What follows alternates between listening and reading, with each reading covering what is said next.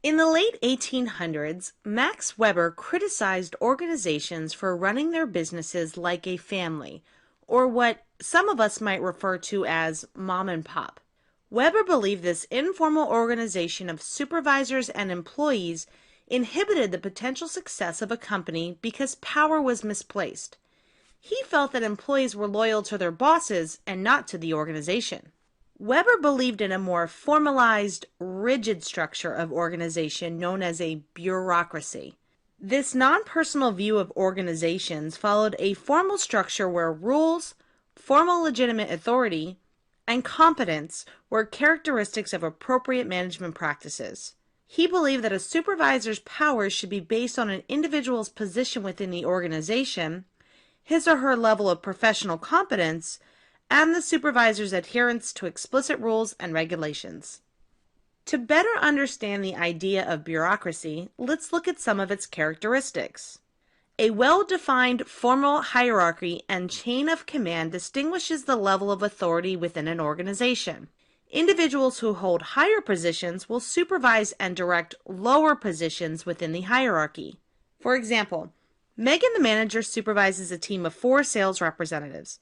Megan's position within the organization as a supervisor gives her authority over those 4 sales representatives to direct and control their actions to ensure organizational goals are met.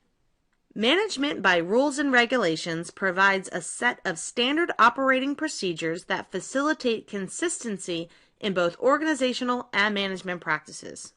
For example, when an employee is sick and cannot make it into work that day, he or she must call out to their direct supervisor. If one of Megan's sales reps are sick, they are expected to call her directly to inform her of their absence.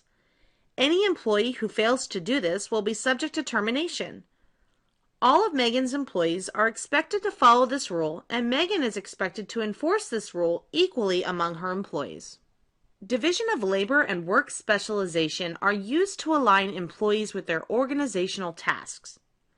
This way, an employee will work on things in which they have experience and know how to do well. For example, let's say 2 of Megan's sales representatives are experienced in selling products to vendors in the western region of the state due to their extensive experience working in that area. Megan would then put those 2 employees in charge of that specific region and would place the other 2 sales reps in the eastern region. Managers should maintain an impersonal relationship with employees to promote fair and equal treatment of all employees so that unbiased decisions can be made. This is not to say that Megan should not be friendly with her employees. Rather, Megan should be professionally friendly with her employees and work to maintain a clear separation between business and pleasure. For example, Megan should refrain from spending time outside of work with her employees.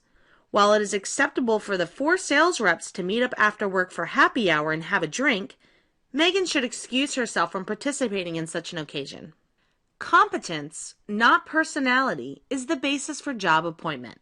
An employee should be chosen, placed, and promoted within an organization based on their level of experience and competency to perform the job.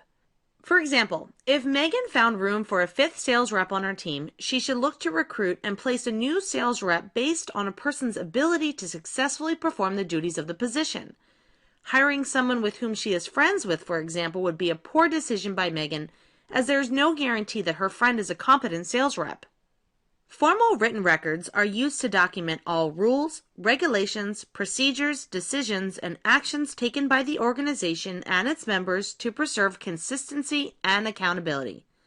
A policy and procedures manual is a good example of formal records. To review, Max Weber disliked the idea of managing an organization informally. He believed in a much more rigid, formalized structure known as a bureaucracy.